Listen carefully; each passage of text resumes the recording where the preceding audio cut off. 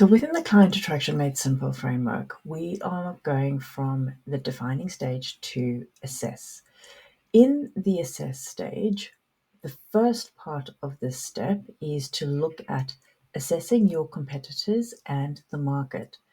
Like we did with the market research for your ideal client in the lesson before this, we are wanting to conduct market research on your competitors. So you want to look at this to identify who your competitors are, number one, and make a list of the other health professionals or businesses that are offering similar services or products to you. Consider what they specialize in, where they're located, and who their audience is. Is it a similar target audience or ideal client that you're trying to capture? If so, then we need to start working on, well, what is your point of difference? So listen, because we're going to get into that soon. But the second thing also is analyzing their online presence. So you want to make sure that you've looked at every aspect of their business as much as you possibly can without being a part of their business. So analyzing their website, their social media profiles, their blog post writing, if they've got a podcast, listen to their episodes, understand. And another big one is looking at the reviews. So you can gain a lot from reading people's reviews, what other people's experience has been with that business, also what the response is that the business has to people's reviews. So you can gain a lot in terms of that. If they've got any other media presence, have a look at all of these factors to really help you to understand who they are, what their messaging is about, the products that are offered, and how that fits in with what you're trying to create for your business. Understanding and evaluating their marketing tactics. Do you see them running ads online? Do they have a sponsored ad on Google when you search for businesses in your area with that service? Are they doing a lot of promotional work? Do they have free offerings on their website, like a free resource or lead magnet? What are they doing to attract patients and clients into their practice? That's important for you to understand. Next is taking all of this information and starting to put it together. And in the next slide, I'm going to show you what that is going to look like. But before we get there, I wanted to also just note that sometimes you will have patients that have been part of that practice. This has happened to me numerous times, and it happens to a lot of my clients too that I work with, where somebody hasn't been happy with another practice and they've come to you. So ask that patient, well, what was it that made you choose me? What was it about that practice that made you leave? It's really important to understand their perceptions, their experience of what it's like. And lastly, another way to gain some of this information is either going in if they don't know you and posing as a patient. You don't need to make an appointment, but you can gather information by the experience that you have walking in the door. Is it a positive experience? Does the place feel good? Are their staff attentive? Do they want to help?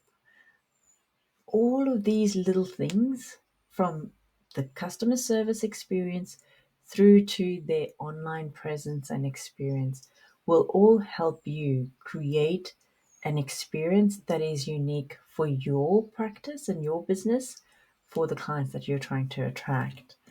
And so, how this can play out when you're putting it all together is analyzing the strengths of not only yourself, but your competitors. What are they doing really well? Identify these things, write it down. What are their weaknesses? Are there hours too short? Do they close on a Saturday as a massage therapist when that usually is the busiest day? Do they not offer after hours appointments on a Thursday evening? Or are they churning through clients and not keeping their current clients happy? So, those weaknesses you can identify and note because that's going to help you in the opportunities section below. Write down the top product or service that they have on offer. Also, the top service that you want to be promoting. Then the opportunities. So, when we're looking at opportunities, what are the external factors or trends that you can leverage to your advantage? Again, it's capitalizing on some of those weaknesses that you've identified with your competitors. Are there gaps in the market that haven't been filled that your product or service could be the key to that? Threats. Now, threats are important to identify because as a business owner, you want to make sure that you know where you stand within your industry, within that realm of competitors as well. And the threats that may be present are challenges that you know you can either address or get around in some way. And if not, what is going to be the impact on your business? So that's really important. If they've got a huge marketing budget, then that could be a threat. How can you work around that with a smaller budget? Are there more in person events that you could run? Are there more networking events that you could become a part of to gain more referrals? So think about all of those things from strengths, weaknesses, opportunities, and threats.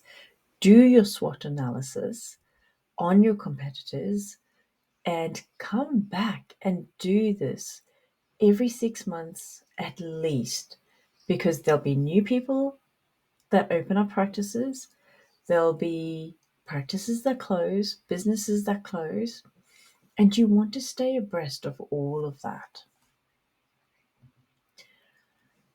All of this ties in to lead you to assessing your unique point of difference. As somebody within the health and wellness profession, you know that there are, for example, if you're a psychologist, there'll be a psychologist nearly on every corner these days. If you're a physio, there's physios, within all the gyms or within all the medical practices. They're readily available these days. So, what is it that is going to make somebody choose you over one of your competitors? Do you specialize in something? Do you have experience in one area that maybe others don't, that you could really promote? What are your values? This is a time where you can really start working on highlighting those values because that's something that sets you apart from everybody else. Those values and that vision that you have are going to only be with you. And so therefore it's tapping into that and approaching people that resonates with and connects with.